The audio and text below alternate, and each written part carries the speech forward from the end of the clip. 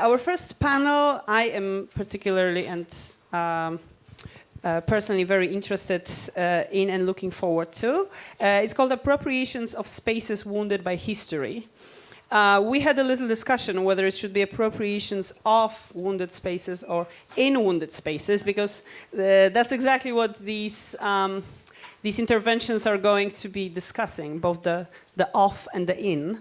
I like to organize my thinking about all of them through verbs and through nouns. So they will be both the grassroots initiatives and at the same on a different level, highly top-down institutionalized initiatives and strategies that appropriate historically wounded sites to either facilitate or constrain the processes of healing and coming to terms with the past. Caroline Dionne is going to be our moderator. She's an assistant professor at the School of Art and Design History and Theory at Parsons. And she's going to be joined here by our panelists, Susanna Draper, Elżbieta Janicka, Jemima Cohen-Necharoni, and Desiree Valaderes. Please, ladies, it happens to be the ladies' panel. Please, ladies, join us. Maybe that's why I'm so looking forward to it. Who knows?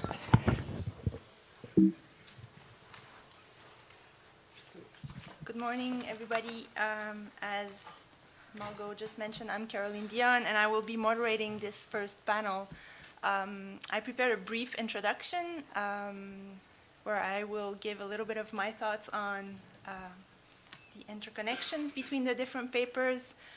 First, let me thank the organizers. I'm really grateful to be here. I'm excited. It's my first symposium at Parsons, as I just arrived last semester as a new full-time faculty. And the topic, of course, hits very close to home for me. It's close to my own interest in research, so I'm delighted to have been invited to participate.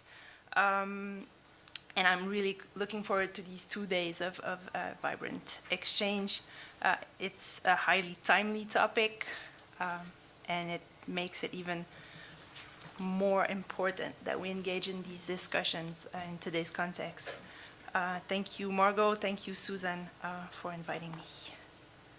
I want to thank my co-panelists also for sending in their very inspiring contributions. The four scholars who will be speaking in this panel, they address crucial themes, crucial topics within this wider theme of the symposium, this question of how do we make home in wounded places in their various intensities or levels of pain, I guess. Sorry. So this idea of how spaces or places, more specifically, can bear wounds, and how these wounds are either historical wounds and how they become scars and how we have to mend or tend to these and acknowledge their presence on our bodies, in our cities, in our spaces, the spaces that we share, or trying to understand also how these wounds sometimes are open wounds. And we're so accustomed to living with urban open wounds that we tend to forget how they condition the lives of our fellow citizens. So all these panels, all these presentations will touch upon this idea that as citizens, as we inhabit, willfully or not, sometimes we're contrived, sometimes we're forced to conduct parts of our lives in a given place, as groups, and also as women, we partake in this process of placemaking. So this creative aspect of how we conduct our everyday lives, and how through this process, which is sometimes unconscious, sometimes very directed, we actually make space, we actually produce and spatialize. This notion is, I find, fascinating. One notion that seems to weave together these four panels, these four presentations that you will hear, is one that I've been investing into, like, through my research, this notion that there is a very strong relationship between language-based processes, speech acts, and narrative processes, and understanding these speech acts as either strategies or tactical means of altering, transforming, reinventing a place, or reinscribing bodies into a space. And so the relationship between language acts, speech, text, writing, writing on the wall, writing, telling the stories of our lives, of who we are, and how this intersects with how we understand space, we inhabit it, and we produce it, is fascinating. And also how through these processes we might subvert, we might question, we might be critical of a more geometrical, sort of top-down, authoritarian understanding of space as something that is a box into which we're supposed to fit, basically.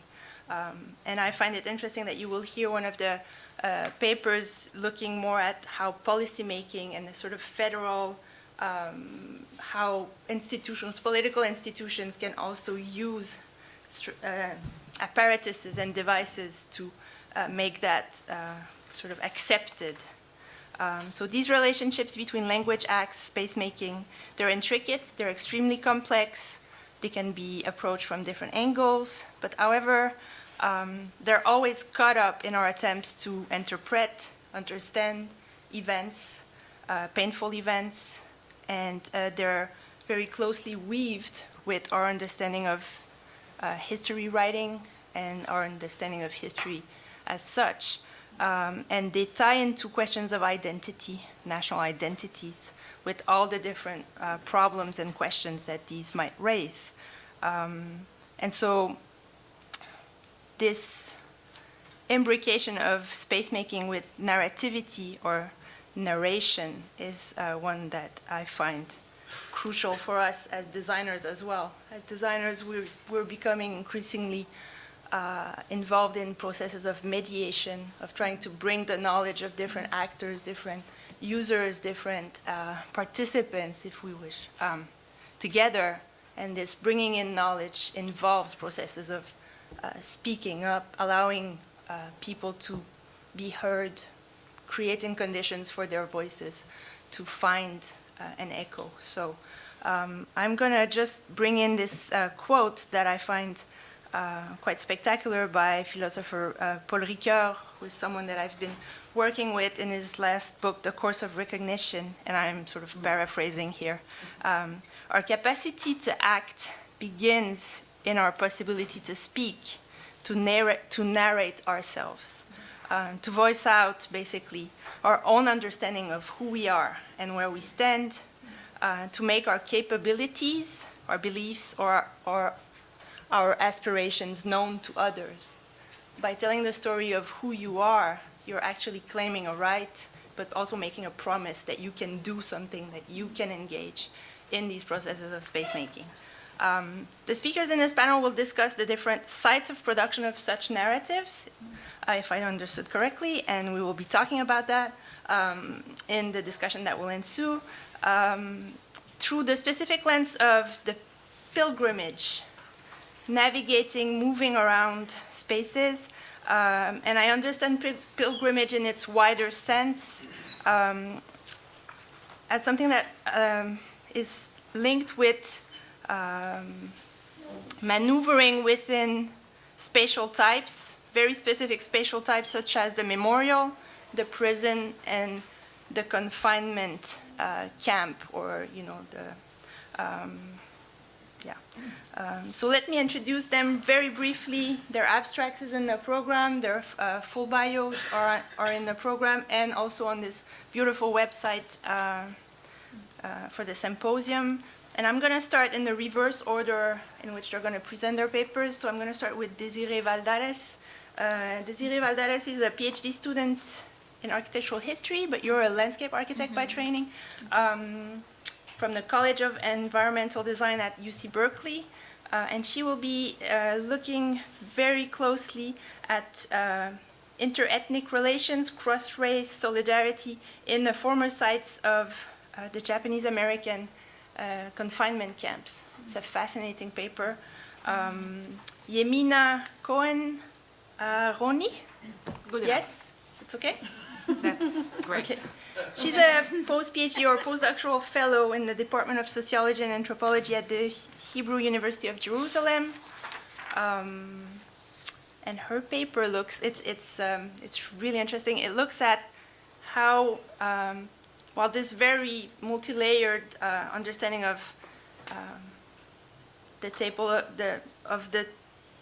space of the Temple of Jerusalem overlaid with the Dome of the Rock, and how pilgrims have access to this space through memorial places, 3 different ones, and how, because of the way they imagine their future, this changes the way they understand their past. So space and time interwoven around this idea of the memorial.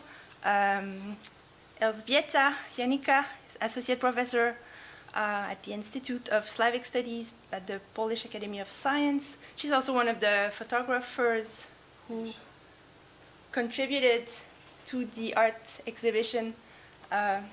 Sorry, I thought you were in order. No. I'm gonna get it right. That's it. And I can speak in French with her, so that's great. If I'm wrong, she can just kick me and say, no. And she's looking at the Warsaw, the Jewish ghetto in Warsaw, and the 2 conflicting ideas of what went on in the 2 different memorials, and how narrative processes somehow can serve to look the other way or tone down responsibilities or events. That's how I understood it. And finally, but not the least, and Susanna is going to start with her presentation. Susanna Draper, who's Associate Professor of Comparative Literature at Princeton University, and I think we've met before, so I should know that. And Susanna's paper is entitled Building Memory in Wounded Spaces, Collective Struggles by Women Prisoners in Latin America. And it's looking at how incarcerated bodies can claim or recreate spaces within a confined environment. So I will hand her the microphone. Thank you very much. Thank you. Hi. First of all, thank to Malgo and Susan for organizing this, and Caroline for all these words. And let me know about the time, no? Oh, because yeah, I don't want to take a lot. Yeah, I have, so I go there, yeah. Okay. Yeah, I'm gonna, as Caroline was saying, I'm gonna focus on prisons and trying to take the question that Gargas here, how to make home in wounded spaces, how to think that when we are approaching imprisonment in present time, and I'm trying to see the prison then as an open wound, and then the question of, is it possible to make home in a prison? So first I'm going to briefly go through previous work, which was when I was approaching cultural works that reacted to the transformation of some prisons, mostly the conversion of prisons which were very significant during dictatorships onto shopping centers. These conversions were taking place during the post-dictatorship era and as part of processes of so-called transitions to neoliberal democracies. And so at that point, the notion of a line of flight emerged in narrations of factual escapes of political prisoners as forms of looking at the space differently. For instance, at the beginning of Escape from Punta Carretas, now Punta Carretas shopping, let's see if here, this is a shopping. It was a prison. It was this. Okay, and so there in Escape from Punta Carretas, former political prisoner Eleuterio Fernández Huidobro stated that the prisoner can never relate to prison space from the gaze of an architect, as he or she looks at stones and walls from the flesh, he says, pointing to the composition of prison life from the situation of a body and affects within the everyday life there. For him, looking at prison space was always related to the possibility of finding holes, forms of escaping from there, and thereby building lines of flights in different ways.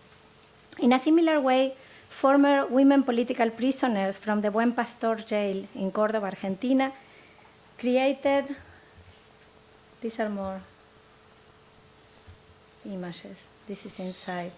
This was the door to the cell blocks, and now it's inserted there in the prison, but not much transformation took place. And this is interesting because the architect in charge of transforming this place was kind of astonished when he went to see the prison, because he said, wow, the structure of the mall is already in the prison. I mean, the architecture is, he didn't need to change much. That was very telling.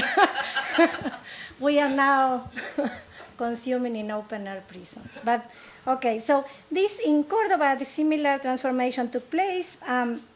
This is Buen Pastor. It was the Buen Pastor jail in Córdoba.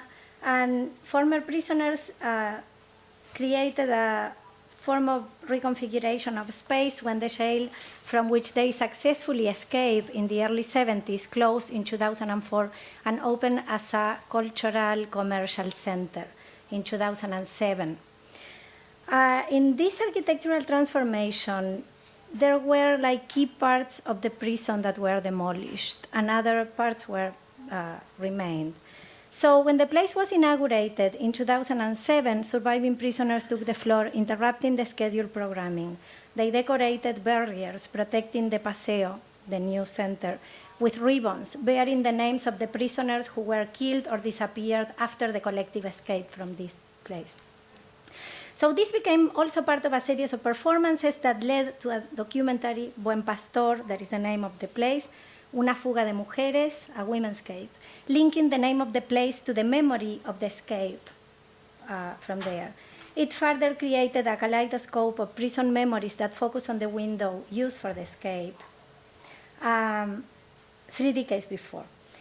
This was demolished, was one of the key parts that they removed. That was the trigger for the memory of the escape. So in the documentary, we see women here trying to relocate themselves and to see the prison in the demolished space. And so by bringing back the escape, they created a constellation of images of an irrepressible past of affects and struggle through which different spatial interventions then took place. A key issue was the renovation erasure of the window of the escape, understood to be part of a process of invisibilization of acts of freedom.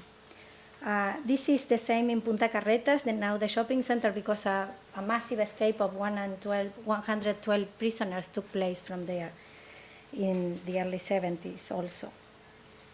So the window worked as a form of border that was crossed at the moment of the escape.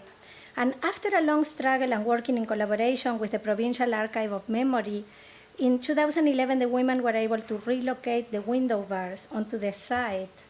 But this is now the site, and this is the cafe. And so they started to put these plaques. But this is the relocation of the window from which they escaped. So people are having a coffee, you see. And so now it's a total palimpsest, no? But it is a way of telling a struggle that continues in the present. So as a practice of signification of the past, spatial memory becomes the site of a struggle where contested versions emerge and pose connections to the present. However, within the field of memory studies, something that I think remains unexplored or that needs more exploration is the possibility of carrying out analysis of the different forms that the relation between territory and memory take in the present of imprisonment, in the present time of imprisonment, as a form of a struggle within and against imprisonment. So in this paper, I'm interested in analyzing the ways in which the space of prison is imagined and reconfigured in present time, focusing on the collective work of women prisoners at Santa Marta de Acatitla, a center for social readaptation for women, Cerezo, in the outskirts of Mexico City, a place which was inaugurated in 2004. Since 2008, women working at the program in gender studies at the UNAM, the National Autonomous University, started a workshop with a group of prisoners there. And what began as a reading workshop led to the creation of 4 murals inside the prison, producing a research action group called Women in a Spiral, Mujeres en Espiral. So the creation of visual narratives evoked different forms of empowerment as one mural led to another, with a total of 4 wall interventions within the space of imprisonment. And the last one led to the creation of a legal clinic inside, in which women can learn about their processes and struggle for them, as well as to the creation of a fanzine called Léela tú, altogether like read it yourself, that circulates in and out. So this is Santa Marta, and this is the first one. Could you show us the kind of Huh? the round structure? Yeah, okay. This is, This is something. yeah, Foucault would be not a good, pleased. yeah, and you will hear more about Yeah, so the practice of mapping prison space became a form of building memory and therefore of making the present time of imprisonment perceptible and figurable as historical time.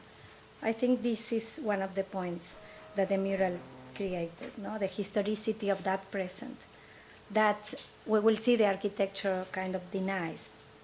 What initially emerged as a takeover of words and vision through poetry and mural painting progressively initiated a complex and varied series of sustained actions that focus on building ways out of imprisonment as a social system.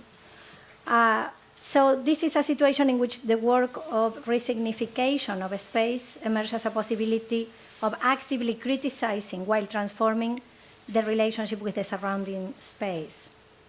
And so here we could think that making home refers to a constant practice of bridging, of connecting inside and outside. And it relates to a possibility of undoing walls in different forms. So the idea of making home here takes first a form of a defamiliarization of the space, one that would destabilize the segmented and rigid organization of prisons so as to transform the understanding of material space and of the bodies that are constituted as an effect of the situation of confinement. And Marisa Beleaustigoitia, director of the program on gender studies at the UNAM, says that what has taken place at Santa Marta, and I quote her, tells the story of an uprising of a gaze and the rising of a voice. It offers a perspective on the collective flight for a specific right, the right to see and to be seen as a foundational operation in the construction of a politics of belonging. The story of this uprising is related to the act of looking collectively towards that which constrains, walls. End of quote. The collective creation then of visual narratives refer to the act of undoing the prison. That's how they call this practice of mural making inside, no? Deshacer la cárcel. And the process of building a subjective and collective awareness of the prison as a situation and of the walls as something more than mere spatial delimitations. So the titles of the murals are telling. The first one is The Scream, El Grito.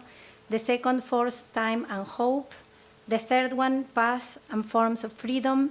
And the fourth one, Collective Action for Justice. It's like a sequence, one led to the other. So the first one, The Scream, involves a reflection on silence as a void in the walls, on the lack of discourse and reflection on imprisonment by the prisoners themselves. So in a volume gathering the process of creation of all this, the title is Painting the Walls, Undoing the Prison. Marisa says, how much silence has accumulated here? And inside women, what is silence? Silence is devoid of words, of evidence that would give an account of who I am, what I am here, what is my name, who cares about me, what I eat, what takes my sleep away. Silence is no contar, to not count. And this means to not be taken into account and not giving account of that. So we can find the resonance, the role that silence plays in the process of creating this. Has a resonance with Audre Lorde's call for a transformation of silence onto language and action, something that relates to an exercise on fear, visibility, and vulnerability. The reflection on silence immediately moves onto the connection between space, gaze, time, design. The architecture of the prison has a complicated form of organizing the gaze because it is designed in a form that wherever you see, you cannot reach 10 meters without seeing a wall or something blocking the vision. So it is designed in a way that you can never have an horizon. It is always the impossibility, no, of looking forward. No? So this, of course, translates onto a perception of time and temporality. No? It's the impossibility of having a future or projecting. No? So intervening on the walls is very important because it is a way of reacting against that.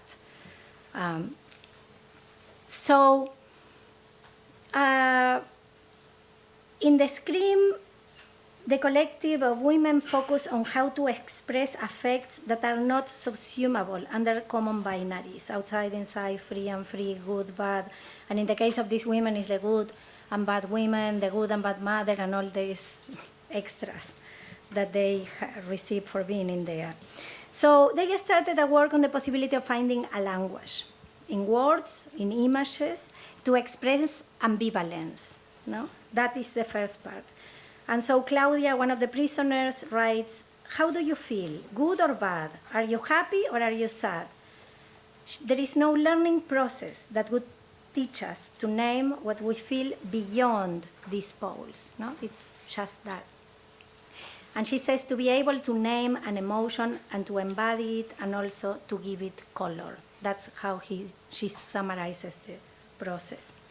So a whole micropolitical epistemology opens up when moving the social binaries that structure control, and when these binaries are suspended, questioned, criticized. So the Scream was painted on a spiral, as you see. It is a staircase, a spiral staircase.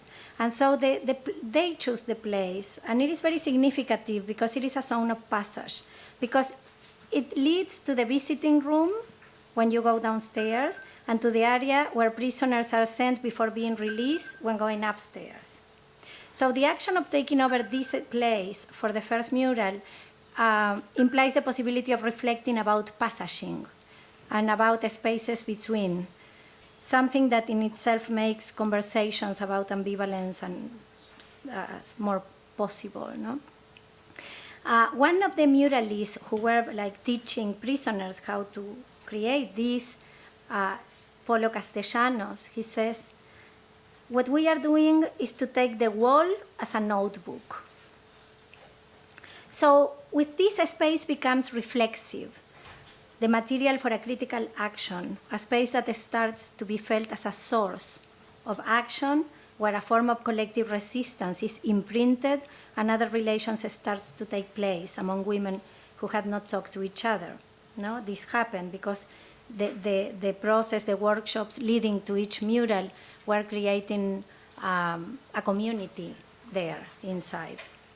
The name Women in a Spiral or a Spiral suggests the sense of movement, process, the idea of sharing affects, bodies, freedom, as well as the idea of their lives as a place they need to start thinking about within this other horizon. The spiral is used as a form of walking, and it is a trope that they take from the Zapatista imaginary. It is a powerful image that breaks the enclosure of a circle, opening up other paths. In this case, it creates or inspires the possibility of taking an active role within a situation that was until then felt as a case closed. Areli, another woman, says, to walk in a spiral through space, fast and slow, stopping and chatting with our friends, to move in a spiral, what is force, to walk over the space, what is hope, all fainting, having fun, a sense of freedom. While going through the passages, words and images, many questions arise regarding the idea of time here. Can a collective form of temporalization take place through the process of creating visual narratives that change the cartography of imprisonment? These are questions performed by the mural Force, Time, Hope. This one. Susanna? How many? You're at 17 minutes now, so maybe you could conclude. Yeah. And we will come back Yeah. to these issues in the discussion. Perfect. Yeah. Thank you. So this is Force, Time, and Hope. And you see this is one that they built together, and then each one had to create sand clocks, telling each a story. So then this is the Path and Forms of Freedom. That is the third mural. And then the last one, Collective Action for Justice, and this is the one leading to a legal clinic inside. So, to conclude, the murals works as collective forms of memory building that produce a historical geography of the prison from within, transforming the walls into expressive mediums of a history of place. Through this work, a praxis of historization is at stake, one that creates a political sense of imprisonment and makes prisoners start to become politically active regarding the cases of each one, but then regarding the prison as a complex, no? As part of a social diagram. And with the fanzine that then the last mural also led to, these stories are going out, and so there is a circulation of narratives in and out. So I'll stop here, so that... The title of my presentation could also be Instead of Negationism. And I will address the question of visible and invisible by the example of the area of the former Warsaw Ghetto. Here you can see we are at the heart of Warsaw. You can see the difference between two parts of the city. You can see that we are talking about inequally wounded place. Here you can see the so-called Aryan side, so ruins, and on the other side you can see the ghetto with nothing. This is a flat terrain with nothing, which means everything, because people are still unburied, buried without having been buried in this area, and residences were built up afterwards upon these bodies, these remnants. So what's visible?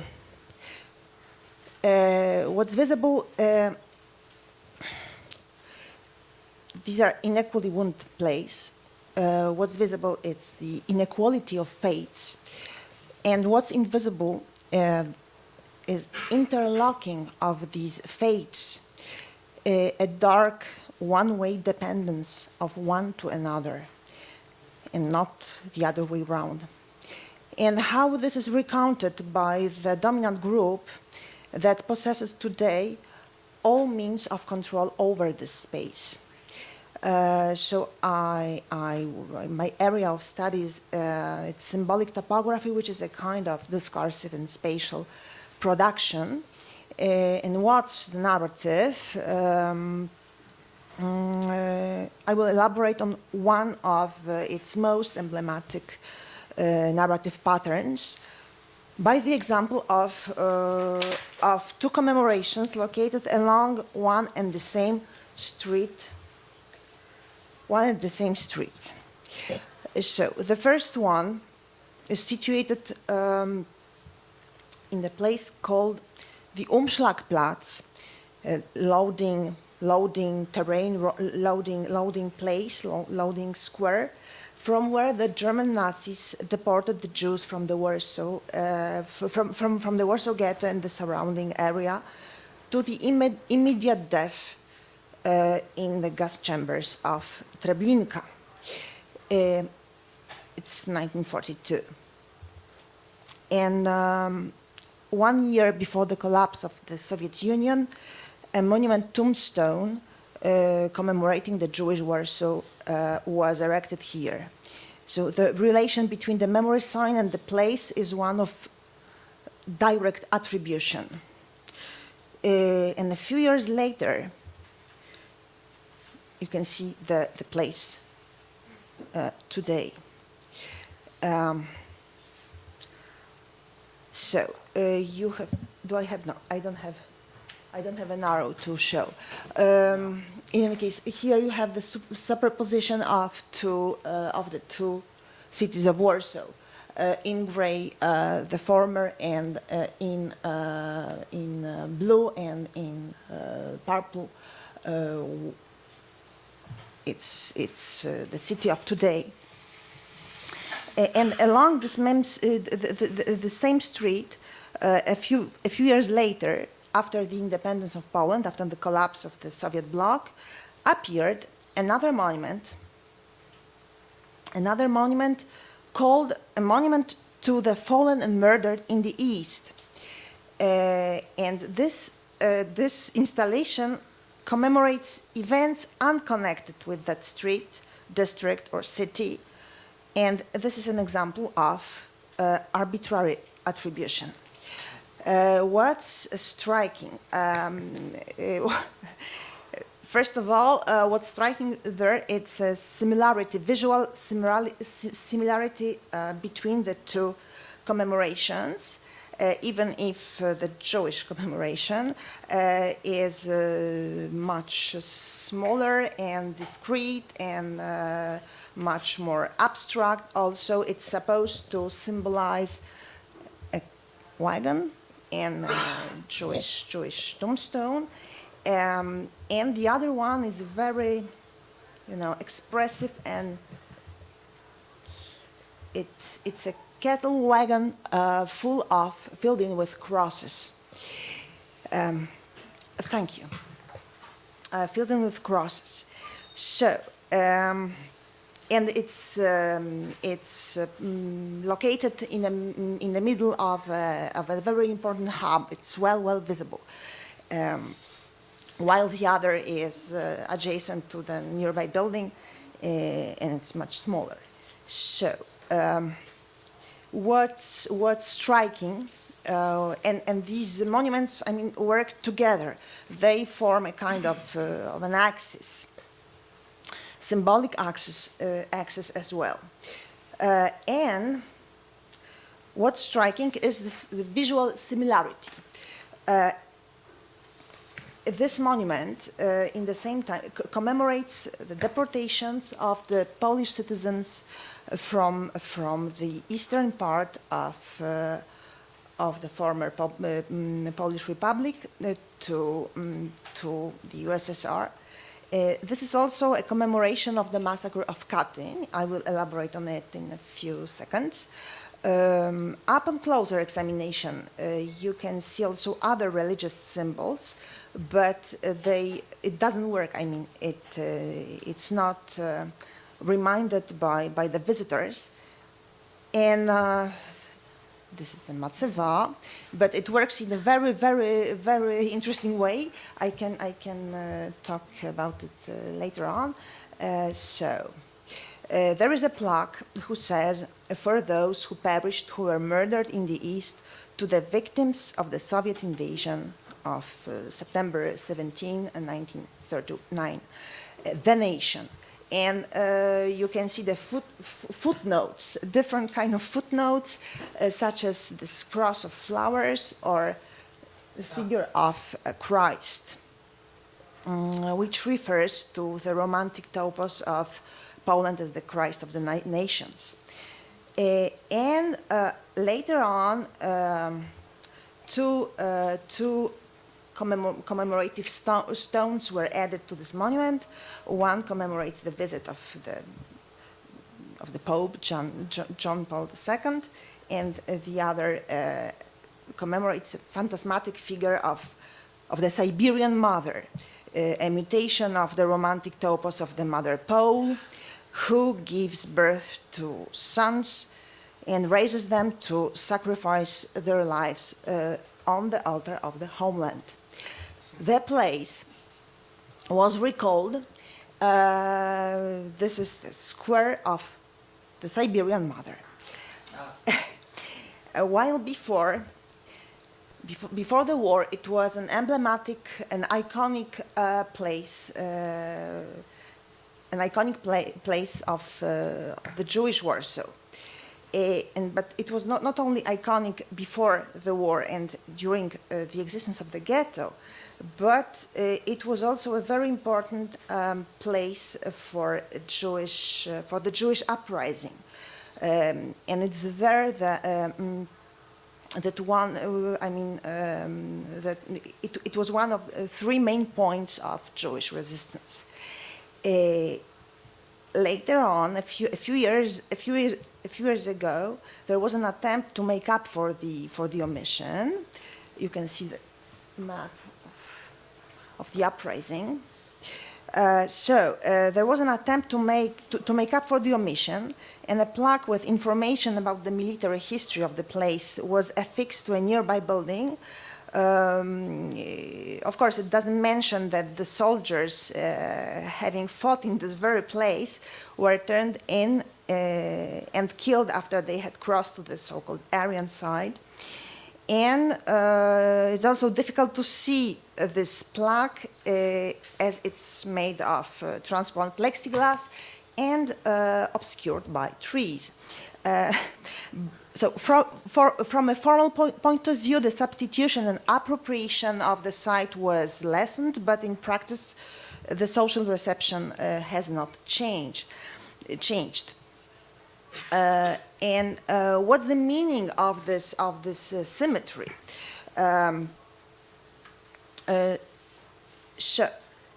Both monuments commemorate deportations. The number of the deported is similar, around 300,000. And this symmetry, this suggested symmetry between these events can seem obvious. But there is an actual contrast between the two events. For not all Polish citizens deported by the Soviet authorities to the USSR died. And even if the deportation conditions were horrible, most of the deported survived. And for Polish Jews, the Soviet deportation to the east and the subsequent suffering persecution was actually a chance to survive, whereas to remain in Poland almost always meant death in the ghetto, in the gas chamber, or on the Aryan side. But all this remains obscure for an outside observer. And this symmetry of fate is achieved by means of Polonization and Holocaustization of the persecution of the Polish citizens, because these Polish citizens, we ignore that they were of different origins, and Holocaustization, we suggest that both events end up in the same way. So this simple symmetry is an initial premise for another fundamental symbolic operation, because this simple symmetric model is transformed here into a complex symmetric model, which takes into consideration the chronology and stresses the chronological succession, which suggests a cause and effect relationship. I mean, the Soviet deportations occurred before the deportation of before the final solution. And the social functioning of the monument to the fallen murder in the East is very significant from this perspective. the social symbolic practices connected with our place include, for instance, a cyclic historical reenactment of the Katyn massacre, staged on the stage of the monument around mid-April. Sometimes it's precisely on April 19, which is the anniversary of the outbreak of the Warsaw Ghetto Uprising. And an outsider may wonder whether it is a coincidence. But those who remember the war and the German occupation immediately associate the Katyn massacre with the Warsaw Ghetto Uprising. What's the relationship? So the Katyn massacre of 1940 was the Soviet state's crime committed by the NKVD as per March 1940 decision of Stalin and Soviet authorities. The mass graves in Katyn were discovered in 1941 after the Third Reich invasion of the USSR. But initially the Germans disregarded this discovery. They brought it up before the liquidation of the Warsaw Ghetto within the framework of the last phase of the industrial extermination of the Polish Jews. The Nazis decided to march into the ghetto on April 19, 1943. A week earlier, the Germans launched a campaign coordinated by Minister of Information and Propaganda Goebbels in consultation with Hitler. And on April 13, 1943, the press and the radio informed about the Katyn massacre, presenting it as a ritual murder of Judeo-Bolshevism.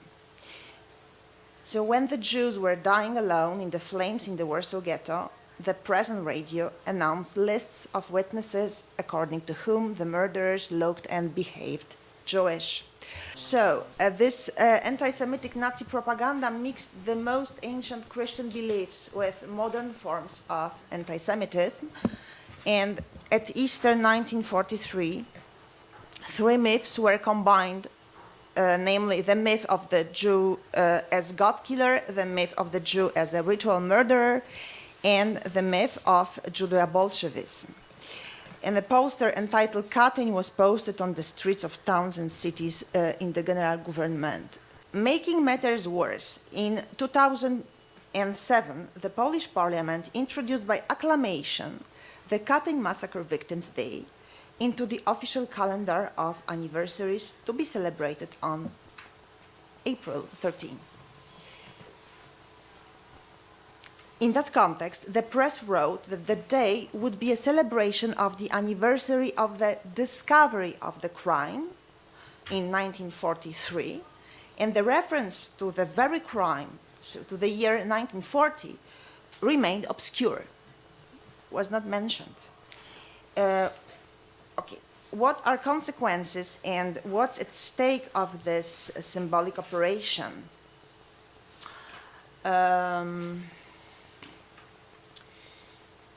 I have to conclude, if I understood.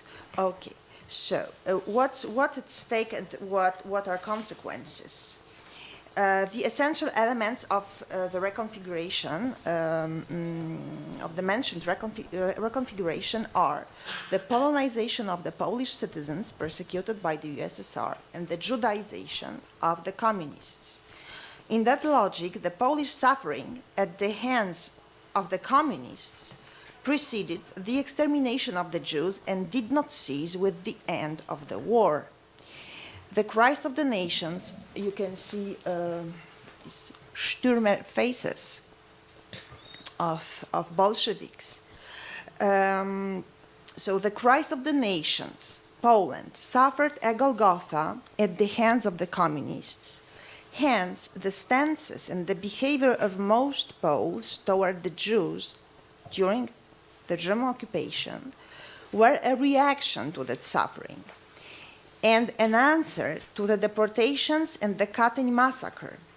They were also preventive acts or acts of self-defense against what was to come. To be precise, it was self-defense against the Jews returning with Bolshevism. This, this staging takes place every year and become more and more spectacular. It's shooting, really scary. During the last, these are the Jews coming back with Bolshevism. You can recognize them easily.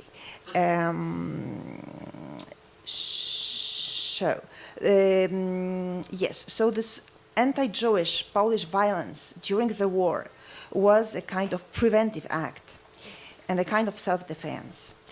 During the last 2 decades, the phantasm of Judeo-communism underwent a reactivation as a tool of rationalization and moral legitimization of majority stances and behaviors toward the Jews during and after the Holocaust. The rationalized and morally legitimized phenomena also included the individual and mass murders of Jews committed by the main current of the Polish pro-independence underground. The myth of 2 Holocausts described above is called the double genocide theory. This narrative pattern is also present in the symbolic space of other Polish cities and towns. It also appears in the language of the public debate. But the phenomenon is not limited to Warsaw and Poland. It also appears in other countries of Eastern Europe, namely the Baltic states and Hungary, who, supported by Poland, undertook a successful endeavor of transformation of the European narrative of the past. The symbolic game played by the new EU member,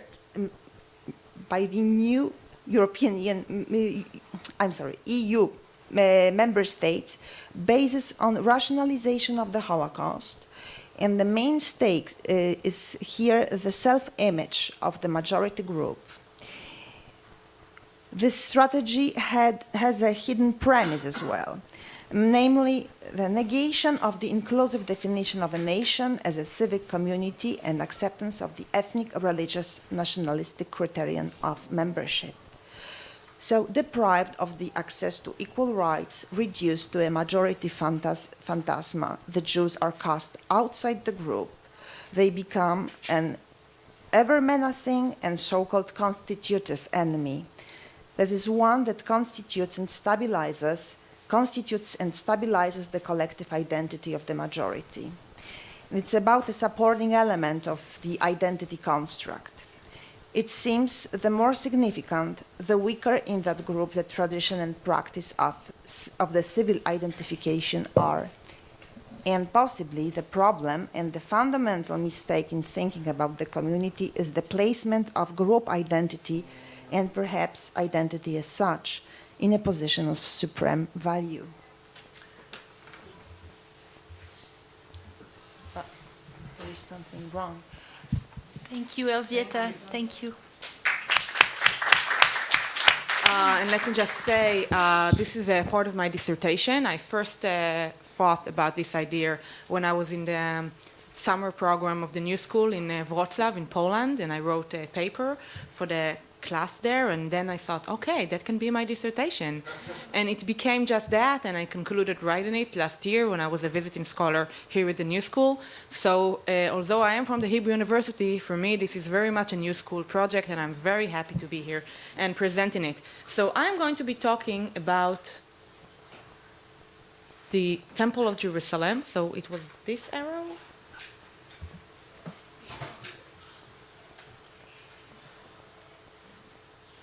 Okay, I'm going to be talking about the Temple of Jerusalem and the Old City of Jerusalem. Let's start with a basic geographical introduction. This is the Dome of the Rock, or the Golden Dome. This is the Temple Mount.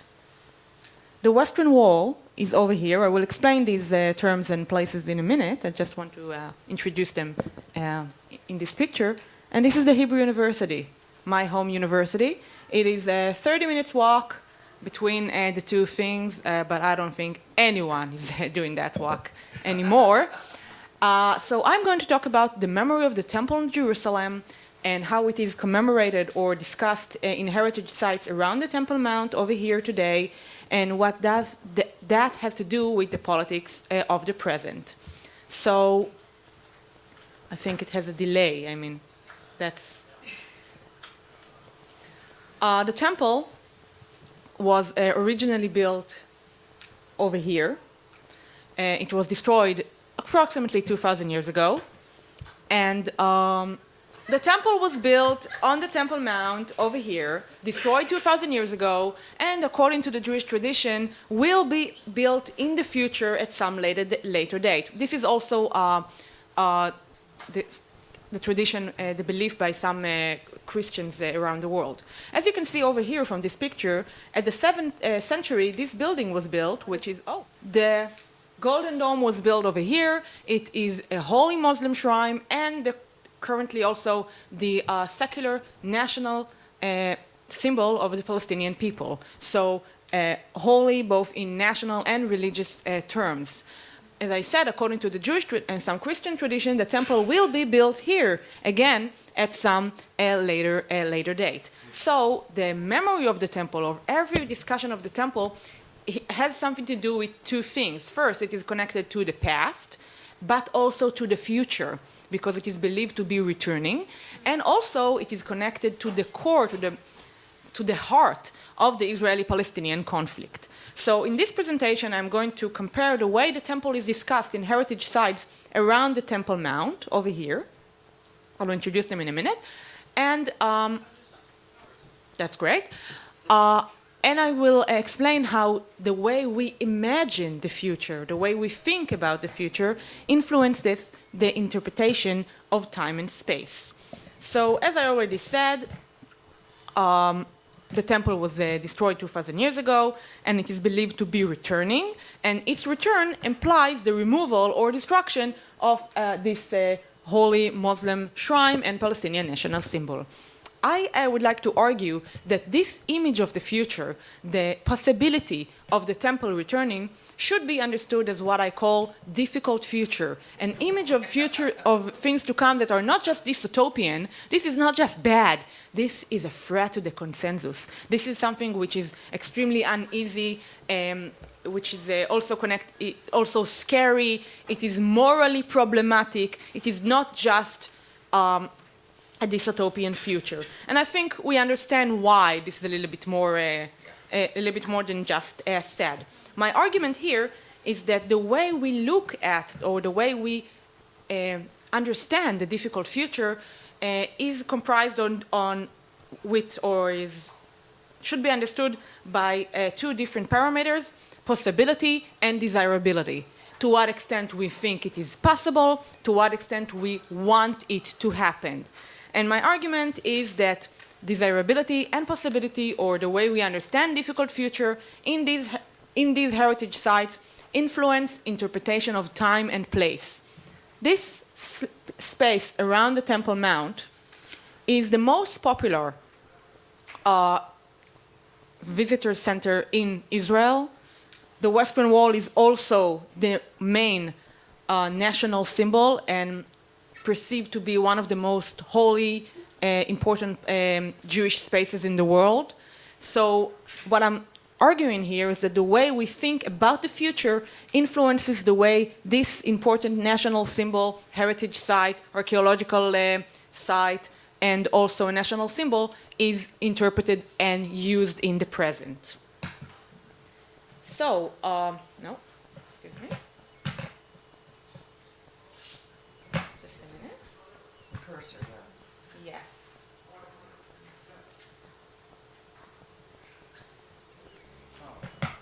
Yes, so this is the image of the difficult future I was referring to. It is the same Dome of the Rock as the one it's the same Temple Mount, only instead of the Muslim shrine and Palestinian national symbol, you have the future third temple over here. Just to explain what I mean by difficult image of the future, when I was still in the Hebrew University, I had an office, which is very rare, but I'm very proud of that.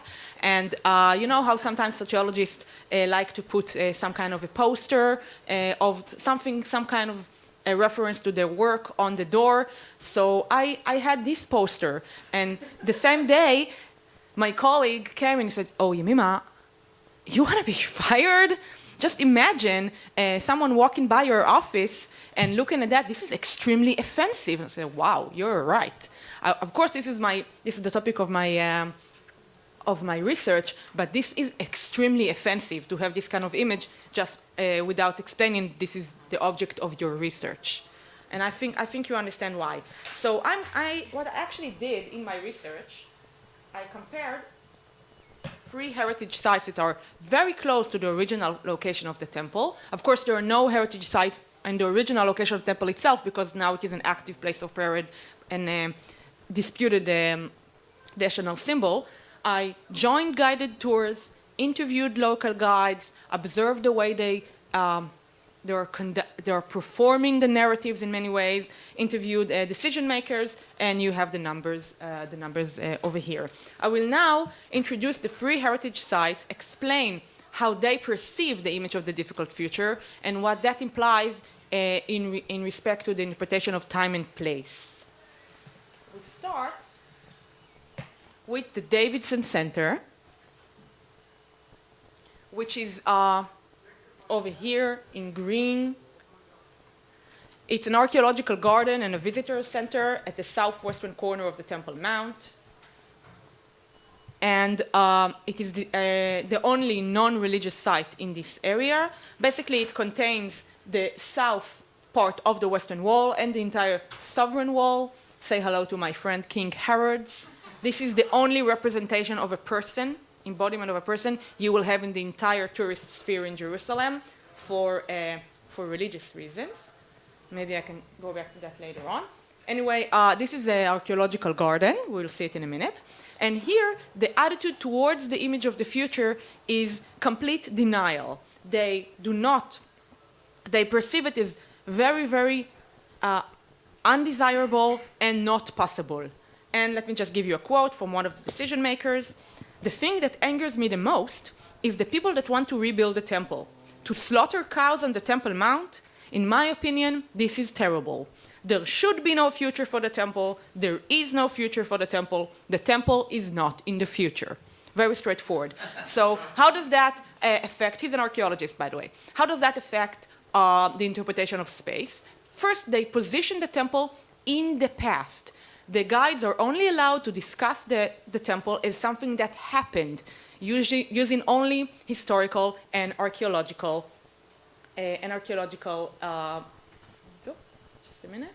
archaeological terms. The garden itself, the space itself, which we will see in a minute, hopefully, is interpreted as an archaeological treasure and not as the leading Israeli or religious space. So if you will try to pray there, you are allowed, but the guides will look down at you and will not hesitate to speak very loudly next to your ceremony, because this is an archaeological space. You can see the Western Wall over here, protected by ropes. You're not supposed to touch it. You're not supposed to approach it. This is an archaeological treasure. Why would you allow anyone to touch archaeological remains? This is a completely different understanding of the space. So the temple is only in the past, and the space around the Temple Mount has this universal scientific importance, not anything else.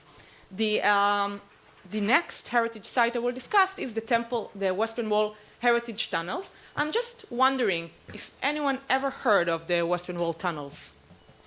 All right, that's the most popular heritage site in Jerusalem, among the ones that charge entrance fee. Basically, it's a walk underneath the houses of the Muslim quarter, which is sounds pretty reasonable for an Israeli. And you basically walk underneath the houses of the Muslim quarter, right next to the Western Wall. So the tunnels are not underground, they are under houses. And this is, as I said, extremely popular heritage site operated by the rabbi of the Western Wall, who is appointed by the government for life. It's very similar to the Pope in many ways. And here, so this is a national but also an Orthodox institution. Women, why would women, from an Orthodox point of view, yes, of course, but women they're not exactly people. I mean, that's what my point. Of course, there are no women in charge over there, and this is an Orthodox institution. It took me a little bit of time to understand what you meant when you say women. So here, because it's an Orthodox institution, guys, you think the situation in America is difficult? You have much to learn. This is nothing. Yeah. So because it's an Orthodox institution, here the approach towards the difficult future of the temple is complicated. It is desirable, because this is the Orthodox goal, it is desirable but not possible. It is a dream, it is not a plan. So let me give you a quote, for example, from that rabbi of the Western Wall. In one of his speeches, he said, "May we live to see the complete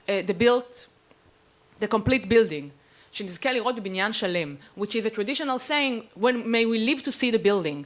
But then he went on in his speech, and this is what he said. "In the heart of the tunnels, which is the blue line, there is an internal light. Women from all over the world are praying there, in the exact same spot where their mothers used to stand 100 years ago, and where their daughters and granddaughters will stand in the future." So, in this narrative, in the future there is no temple, there is just more of the Western Wall. So it is desirable, but not practical, it's not going to happen. So this orientation towards the future leads to a very interesting interpretation of space. They are basically copying all the traditional meanings of the temple and pasting them into the Western Wall in the present. So the temple is not there on the mountain in the future, it is here in the wall in the present. And the visitors are instructed to feel emotionally and personally connected to that wall as the main symbol of Israeli nationhood, the beating heart of the Jewish people, or if you're not Jewish or Israelis, which is almost okay, this is also, they are trained to, you will be welcome to feel connected to it as Christians, as citizens of the world, or whatever. This is interpreted as the most important and influential place in the world. You can see here an Israeli person touching, again I will say, you think your leader has no borders, think again.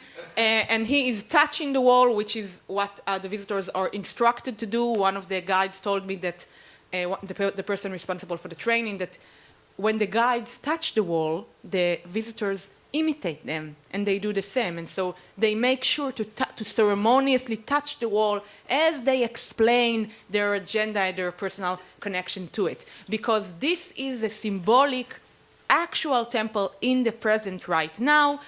During the tours, the guides explain how the temple used to be a house of prayer for all nations and the beating heart of the Jewish people. And then during the tour, they basically explain how the Western Wall is doing the same thing for us today. And yes. I've accounted for technical glitches time, and you have 1 minute remaining. Oh my God! Yeah. Oh my God. So the third and the last heritage site that I'm going to discuss in 2 minutes will be the Temple Institute. This is a non-profit organization whose goal is to build the third temple in the future, which means in five years, according to their account. The temple is desirable, the temple is possible, and they train the visitors to feel like that. Basically, the heritage site is an exhibition of the future temple vessels that will be used in the temple according to their point of view. This is one of the oil paintings they show in their exhibition, how the temple will be a part of Jerusalem as we know it. Of course, all men, yeah, all the people doing the work. But this is, you can recognize the building. This is not a utopian city. This is the city as we know today, only with the temple in it. I would just conclude by saying that what does that mean in relation to the space? That means that the area around the Temple Mount is not a national symbol. It is not a religious space. It is just a bridge that will help us get into the important place. So basically they are doing their words is the temple is on its way, המקדש בדרך, approaching in the present progressive, coming, and we should use the space of the Western Wall as a bridge to direct us to the ultimate future location, which is the Temple Mount. My last words will be, this is not just theory, and this is not just design. The interpretation of space and time in this case study has life and death implications. When I wrote this paper, I lived in Jerusalem, and one of the directors of the Temple Institute was organizing a conference not very far from my apartment. The title of the conference was Jerusalem Returns to the Temple Mount, because it's a bridge that will direct us to the Temple Mount. And when he went out of the conference, he was shot and by a local assassin. He's now, by the way, he survived, and he's a parliament member right now, Yehuda Glick. And so why was he shot? Because of the interpretation of space and time he was promoting.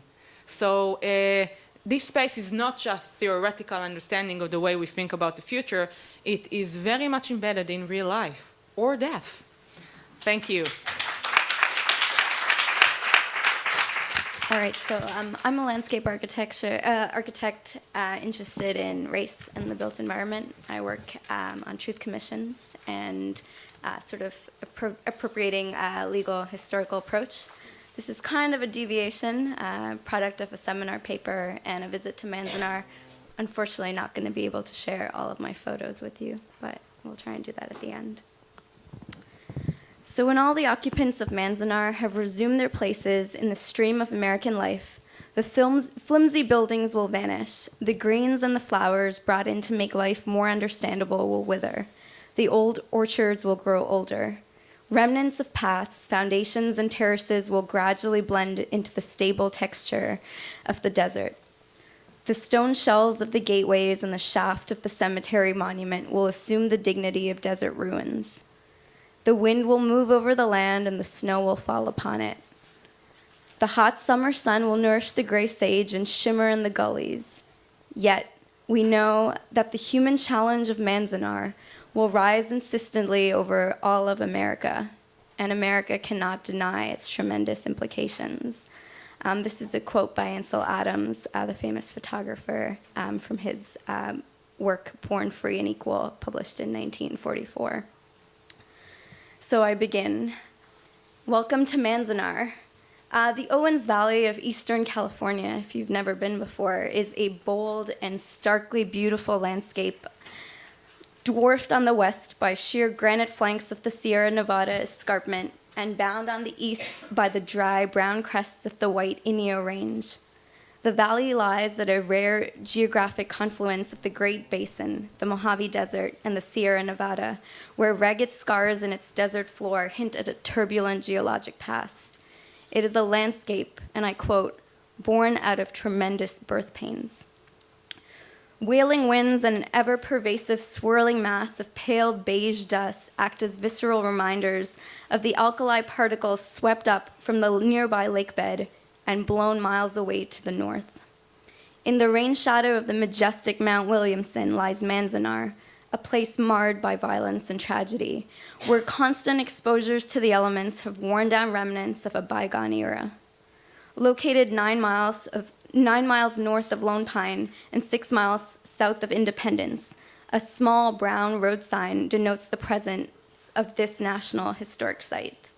Each year, tens of thousands pass by this obscure landmark en route to somewhere else, usually LA, Reno, Mammoth Mountain, Yosemite, or one of the other many recreational havens of the Sierras. Their first impressions of Manzanar National Historic Site from Highway 395 is one of utter desolation. A looming guard tower, derelict structures, rock formations, and concrete foundations cling on to a herbaceous understory of sagebrush and desert scrub. Gnarled fruit trees, cottonwood groves, statuesque Lombardy pines, and bare elms dot the flat expanse. For the watchful eye, the residues of Manzanar as they exist today are filled with surviving traces and careful reconstructions that act as witness to the site's multi-layered past. During World War II, Manzanar contained a population in excess of 10,000 and instantly became the largest city in Eastern California between Reno and Los Angeles. Years later, this mini city in the desert, with its 500 residential barracks neatly arranged in a grid of 36 blocks, simply vanished. Its former inhabitants who revisit often express doubts of their own memories of the place. Author Janine Wakasuki Houston wrote of her fear of returning to Manzanar as an adult. She said, "I half suspected that the place did not exist. So few people I'd met in the years after had even heard of it. Sometimes I'd imagine I made the whole thing up." When she finally visited, her doubts were confirmed. I quote, "There was only tumbleweed and sagebrush. Indeed, the spirit of Manzanar, according to photographer Ansel Adams' 1994 account, is both fleeting and impermanent." Despite this, Wakasuki Houston carefully observed and reflected on the traces inscribed in the landscape during her visit almost 30 years later.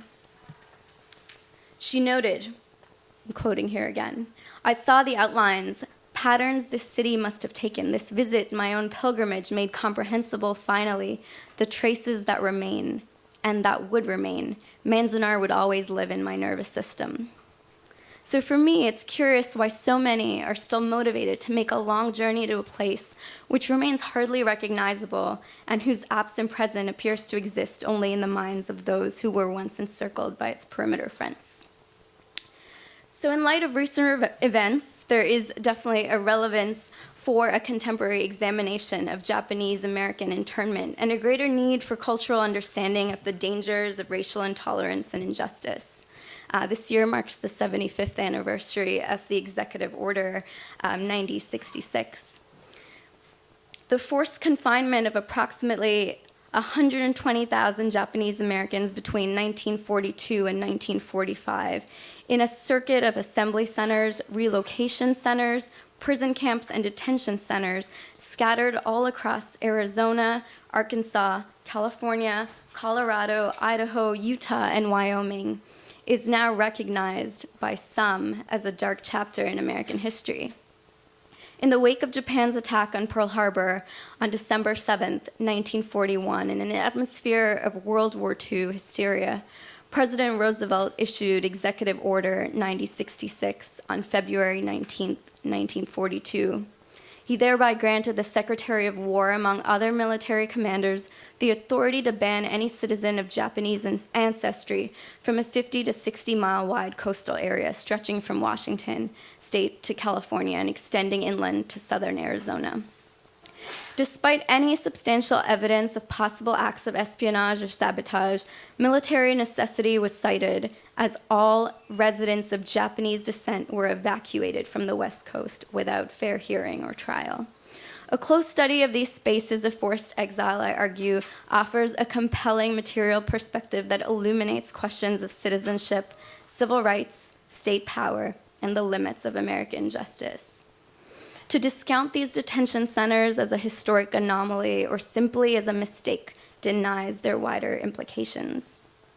The evacuation of Japanese Americans gave precedent and constitutional sanctity for a policy of mass incarceration under military auspices. The passage of Executive Order 9066 ignored the irony of the U.S.'s commitment and willingness to fight a world war for freedom, liberty, and civil rights, whilst violating the very same values on their home front. According to one prominent scholar, the internment was not simply an error of official overzealousness, but rather a tragedy of democracy. So studying Manzanar as a place of forced institutional confinement reveals the ways in which moral anxieties and civic ambiguities surface in times of war and uncertainty. Architectural and landscape traces provide an enduring testimony to the conditions that characterize daily life in these spaces of displacement. The cultural landscape of Manzanar retains a profound materiality, and what's most interesting to me, it has become symbolic of racial, cultural prejudice, and that has resonance beyond the Japanese American community. Every year since 1969, thousands gather in the desert valley for a celebration of remembrance. This pilgrimage reenacts the displacement and removal that disrupted the lives of 10,000 people at this particular camp, and seeks to remember, heal, and rebuild the social bonds challenged by the camp experience. This assembly at Manzanar, typically held on the last Saturday in April, becomes a joining of friendship where a communal meal, a memorial service, an interfaith prayer service, and dance all combine in a celebration of human kingship. After a prolonged period of silence that lasted over 20 years, this occasion of a free return to a site of forced exile is indeed a curious phenomenon.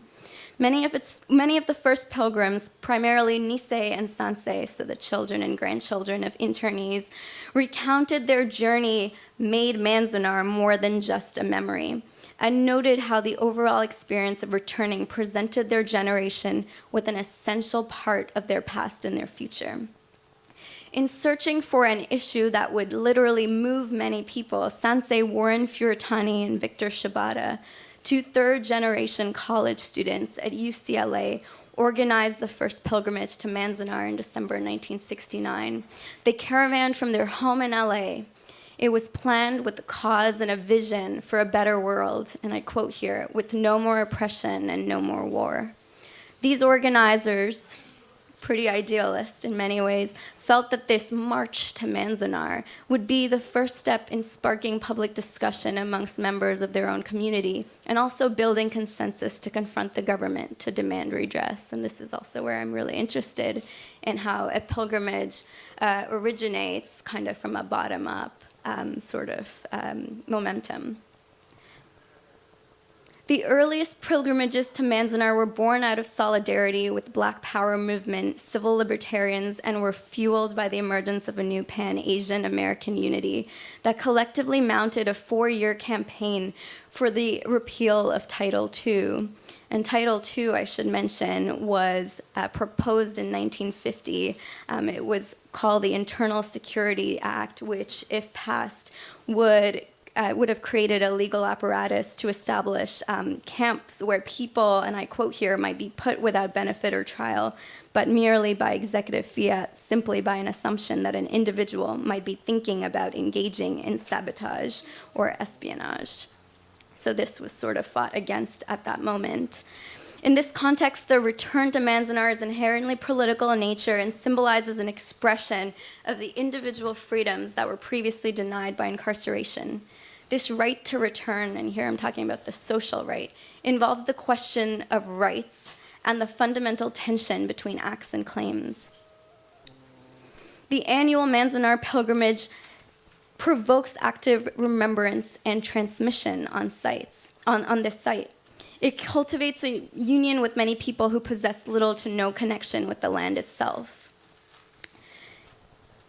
In an attempt to understand how these bridges of interethnic advocacy and solidarity manifest themselves, I traveled to Manzanar last April and sort of embodied this experience of participating with a group from Florin, which is a group based in Sacramento, the Japanese American Community Association.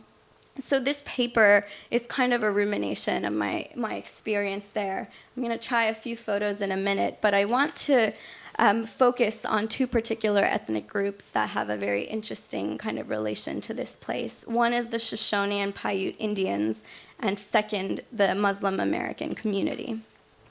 So following the termination of Manzanar relocation camp in November 1945, the War Relocation Authority were tasked with closing its premises.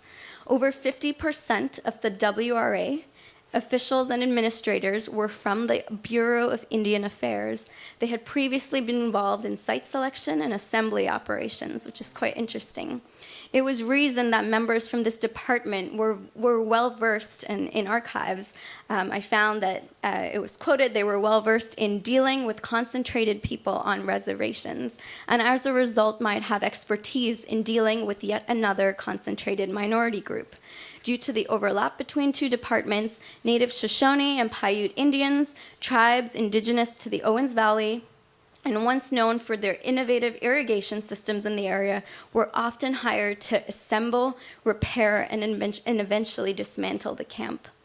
Paiute Indians, a hunter-gatherer tribe, seasonally inhabited the very location that Manzanar stood long before its later iterations as an orchard community, as an irrigation colony, and as a war relocation center. The name Manzanar is Spanish for apple orchard and evokes this community of fruit growers who used to live in the area in the early 20th century.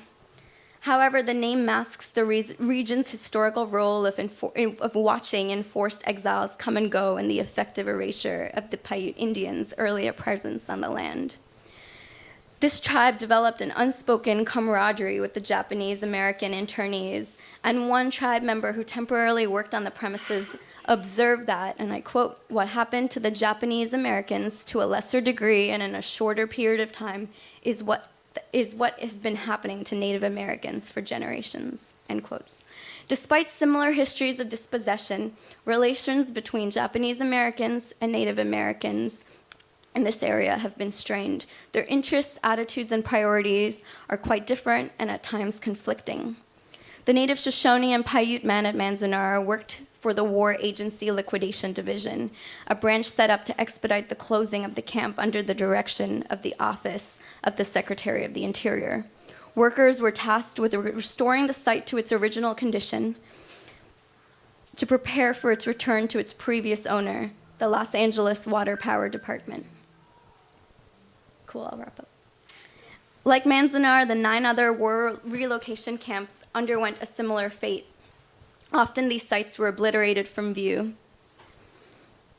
The invisibility of such racialized traumas indicates a tolerance or acceptance of such events as fundamental elements of American life, where violence is not just an interruption of the rule of law, but rather violence becomes the law itself. The absent presence of these sites and their associated official records reveals how the desire to avoid shame and guilt circumvent remembrance, commemoration, and grieving through the gradual erasure of their visual legacy. So today, the most visible original remains at Manzanar are the 2 stone sentry posts at the entrance. Many of these buildings were sold to municipalities and have been rehabilitated and relocated. So if you're ever driving down through Owens Valley, you'll see some of the barracks in sort of a new iteration, which are offices or people's homes, which is kind of sick and twisted, and there's a photographer who goes around and tries to document each of them. But what's more interesting here is that when the Japanese Americans tried to designate this site, there was major resistance from the Shoshone Indian tribe, mostly because they felt that their sort of erasure was not being recognized once again. The other group I really wanted to talk about very briefly is Muslim Americans, where since 9/11, the museum, if you do have a chance to go to Manzanar, the Visitor Center has a really great museum that looks at sort of a comparative history of 9/11 and the bombing of Pearl Harbor. And since then, when I did go, I was really surprised to find busloads of Japanese American youth with Muslim American youth bussed down from LA, from San Francisco, from sort of nearby smaller towns, which makes for a very interesting dynamic of these sites. And I think last year, me feeling that, wow, this is an interesting kind of grouping of people, but this year sort of seeing the very direct relevance of returning to a site that you may not have ever been to, but sort of has connotations for your own family or for your own community is sort of interesting. Some of the other sites I did want to talk about really briefly are spaces in Colorado and Arizona. I don't think this works very well. It's taking its time. where this is Manzanar still, where you sort of have this absent presence. The barracks are just erased, and all you have are signs. But there's another campsite in Amachi, which has a very different feel. When you visit, it's mainly Orthodox Jews that tend to go along for these pilgrimages, and it's mostly because the men at that particular site were part of a battalion that helped to assist the liberation of camps in Nazi Germany, and the irony of that sort of happening is quite interesting. So you have pilgrimages made up of very different types of people. There's a prisoner of war camp in Hawaii, which has a whole other dynamic. It's on Monsanto property. So I think the sort of inter-ethnic relations and kinships and solidarity aren't always as we can see with sort of the Indian, Japanese-American relations, aren't always in harmony, but they're definitely assuming a new relevance in sort of this era. Thank you.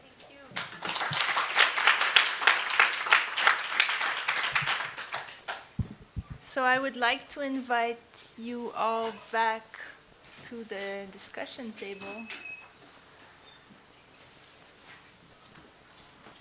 We don't have much time. At 12:30, we will need the lunch break. Everyone will need this break. It's only an hour lunch break. Yes. And I mean, to me, this is quite telling about the relevance and timeliness of the research that you are pursuing, and how important it is, and the fact that there's this real dedication and involvement, and we could have spent an hour for each paper easily. I'm just going to launch briefly a discussion, and I will already invite the audience into this conversation. We have a little bit less than 20 minutes. I want to thank you all for your presentations, and I think, I mean, it's become obvious by now that all 4 papers are so interrelated, and this panel was really well put together, so I congratulate our organizers. I'm going to start with Desiree and then see how this opens up, and please feel free to interject and interrupt. I discovered that part of your research is also looking into this process of creating reservations and confinement of American Indians in Canada, and of course this hits very close to home as I come from there. But I was really fascinated to see in the fact that this camp was dismantled, you know, like the sort of prevalence that we would not necessarily assume to be existing, like the way that the memory of the place is somewhat much more important than it's the actual artifact.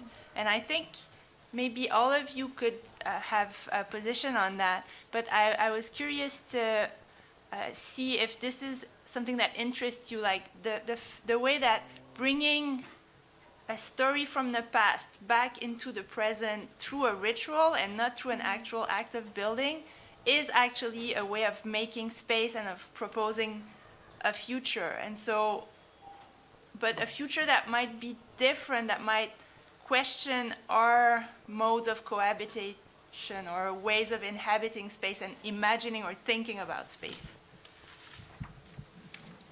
Yeah, I'll be brief with that. I definitely think it's sort of an embodied memory making, and this pilgrimage isn't about being on this site. It's usually a 2 to 3 day journey, and on that journey, it's stopping at several destinations along the way, and you travel on a bus, and I think that mode of transport is very symbolic of the train or the bus that transported people to these sites when they first move, and sort of the connections they made with folks that they may not have seen once they sort of got to camp. And I think with this site, because it is now a National Historic Site, there is an effort to rebuild, and there is an effort to engage people beyond the Japanese American community. And I think the last that we had 5 internees on our bus who were able to almost point out places where they played. They mostly had great memories of being there as a kid. But as that last generation sort of kind of passes on, I think there is or there will be a need in this particular site to rebuild some elements, but I think the fact that the pilgrimage has gone on for so long and has diversified and changed and almost grown to address a larger population is really relevant and an important form of memory making. So does anyone from the audience would like to question one of our panelists? Do you have questions, prepared questions? No? Yes? Yes? Just an observation, I think, across all of them, how we're talking about the relevance today, how the Polish story is very interesting, the sort of resetting of Poland and the EU and the new story and what's going on here, amazing, or the advertisement of the new temple, so that having been on what was called on the bus tour, the Stations of Jesus' Journey. I was in Turkey, and I was like, I don't remember Jesus in Pergamon, but you know, you never know. So like Washington sleeping around. Yeah. But it is the rebranding of these spaces. I do know this story quite well because I grew up in the Central Valley, and a lot of my school friends were born here, but also the retelling of this, because it has everything to do with the notion of the Golden West and sustainability, and Japanese land was appropriated for sun-kissed and all of that, and no one wants to talk about that story. So there's a kind of washing of these things. So, you know, this is where the LA water system started with Mulholland and the extraction of it. So as much as that, I think what was sort of missing is how there is these stories. They've been around, but they've been reframed. And I think your oil painting of the temple, the wall becoming the bridge, is much like that wonderful essay about conflict shoreline and the battle over how to define ecology in order to get people out of the desert. So it's a little bit different than history telling than reformalizing a story within a kind of global branding that's going on. Resituating Poland as a leading capital in the global world rather than just finding the history of it. That bridge question you launched threw me in the activity of presenting what the future would be rather than the memory of the past to the future. It's a lot of painting going on here.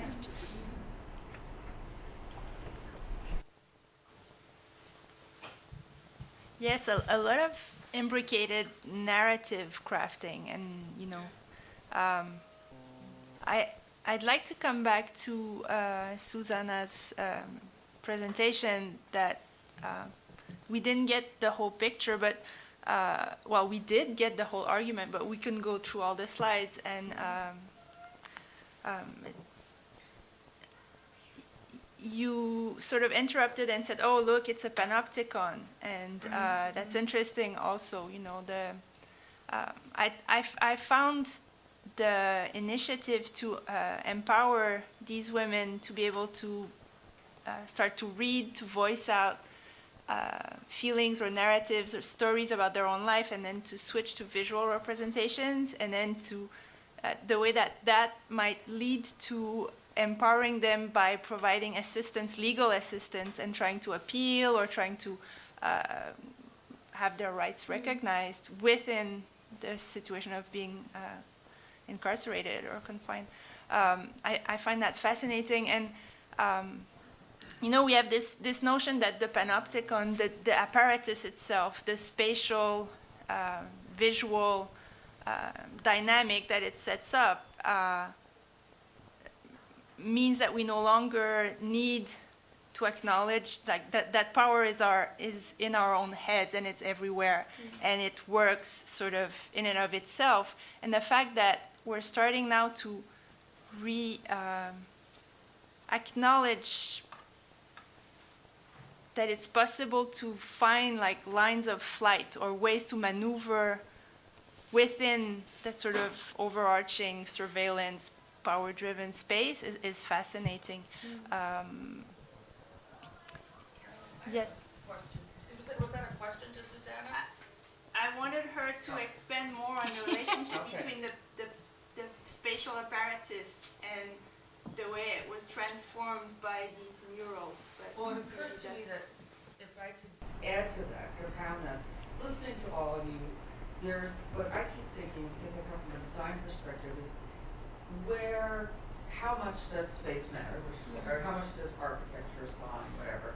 And I was in Warsaw on the anniversary of the Warsaw Ghetto Uprising. Now, monuments you showed two monuments, two people doing it. There was another story that day. People were giving out yellow origami daffodils.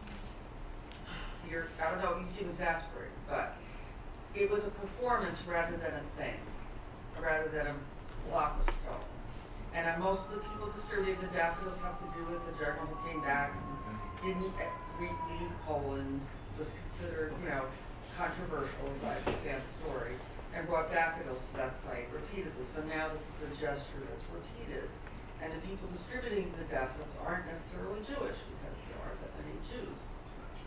So my question, in addition to the question you had, is how important is a physical, visceral, making sensible to, bringing something to our senses, and how important is the pilgrimage? Are they distinct? Are they separate? Do you not need monuments?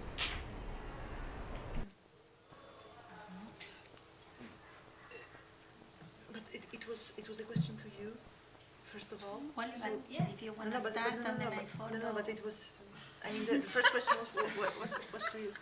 So, let's go. Yeah, I couldn't read the whole thing, but yes, in a way, what I think I find powerful in these spaces, it is not just this prison, but I'm analyzing other forms of organizing inside, in Argentina, in other cities, and it is the moment in which this power of architecture is deconstructed, but in a way that starts to create a different future. And that's something I'm interested in seeing more, is how when the space is kind of questioned, in this case taking over the walls, and so see how that produces a chain of other forms of being there, how that is making many different effects, let's say in an epistemological level, like undoing all these binaries, but then also as forming collectives and collective forms of action. No, because these legal clinics, what I find fascinating is that they are a continuation of murals. It's like taking over the wall, creates this collective, and the collective then creates this legal clinic. It is not just having lawyers coming, it is because most of these women are in a limbo, in a legal limbo. They have no representation of any form. But then they are not just asking lawyers to come, they themselves are learning the codes. And so that's something I'm interested in, how this work on a space creates then all these other places of struggle, But the first thing is to deconstruct the wall and to see that it is not only an architecture that is, or this design that is objectifying them and paralyzing, but once they are able to take the wall, and there is a documentary they created also inside, and one woman said that she was very scared of acting on the wall, because the wall is this imposition, but once they were able to even use the staircase and draw, it all changed. So yeah. It's interesting because it sort of answers your question. If there wasn't a wall to begin with, Right. you couldn't appropriate it and transform it and make it a stepping stone towards claiming your rights and being enable them accessing a different kind of knowledge. So architecture is sort of central in the whole discussion, even though we're talking about it, if we're like sneaking around it and looking at it as this like evil order ridden sort of way of controlling our bodies. But without it, there's no society, there's no citizenship, there's no cohabitation. So, yeah.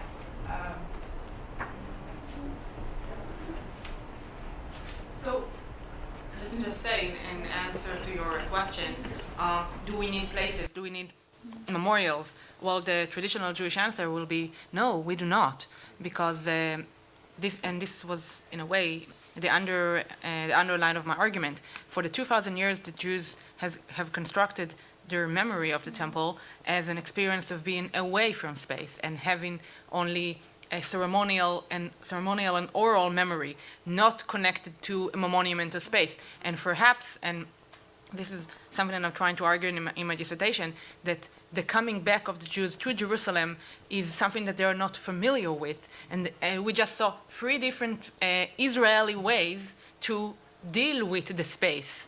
And I think that we all understood that the people that are doing it are still not sure what they're doing and certainly do not feel comfortable with it. So my argument here is that the Israeli relationship to space is a result of 2,000 years of tradition of having no space. And so perhaps, and that's a very non-Zionistic argument, what I would say right now, perhaps we will feel more comfortable without monuments in Israel. But it's not going to happen. Just to make sure. But this makes me think a lot of the role of, and we're talking about architecture or urban space, but design things in general fall into that category as well, objects and so on. And then if you have all these conflicting narratives and you realize that there's, they can be enabling and they can be liberating, but they also tend to segregate in their own ways, and maybe the role of the designer is to find ways for productive conversations to take place. And I think that's going to be a theme that we're going to be talking about in these 2 days. Absolutely. I will answer. You will answer, yes. Last question. So I will begin with these yellow flowers distributed on April 19. So they express good feelings. Yes, they resemble a yellow star, and they express good feelings, good Polish feelings, sympathy, admiration towards Jewish uprising and Jewish uprisers. And these good feelings of today, these easy good feelings of today, are taken and described and are taken for good feelings of the past, which is totally false. And we tend to imagine that at the time, in 1943, we felt the same. I mean, the majority group felt the same towards researchers are searching the topic, and this is really fascinating. Results are fascinating. I'm a co-author of a book entitled Philo-Semitic Violence, where we analyze with a colleague of mine the structure of the phenomenon. And so it's the first thing. It's this spectacular reenactment of manifestation is a kind of narcissistic auto-contemplation, in fact. And the other thing, this is an admiration of a set of feelings addressed to an imaginary construct. I mean, if there is no place for another narrative, you are or a good Jew who accepts these good feelings and is grateful, and or you are a ungrateful, revengeous Jew. So it's really tricky, and I'm elaborating on it in my current research. So the book Malgo has it in English, even if the translation is not so good, but you can realize what's really going on in Polish society. And as for your question, thank you very much for your contribution. As for Europe, because it's really, we can see the process of destruction, I think, of Europe by the new EU members. I mean, Hungary and nowadays Poland. And the accession was perceived by very important forces, groups in Polish society. And I mean, I don't know if they were really numerous, but they represented social cultural legitimacy. And after the accession, the first election was won by an anti-European party, which promised a repolonization and a restitution of Polishness, which is also which raised to power recently, and Europe was still perceived as an identity threat because I mean, being Europe and a European country would require to change the definition of the collective identity from an ethnic religious one to another one based on citizenship. And it requires to rewrite also the whole narrative and to reject the founding myths of Polishness. Yes. So we are out of time. Yes, we have to end this discussion here, but this doesn't mean that the questions you had, you won't be able to ask them to the panelists in lunch break or in further discussions. So thank you very much.